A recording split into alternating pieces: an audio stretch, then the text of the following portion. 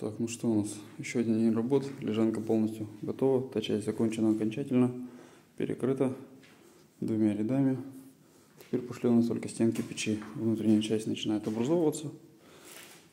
Все готово уже. Спереди все установлено. Сейчас уже проемы под двери пошли. Вот она одна дверка, и с той стороны такая же аналогично.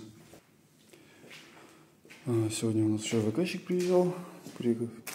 Такие вот подарочки небольшие мне подарили. Интересности. Довольно приятно.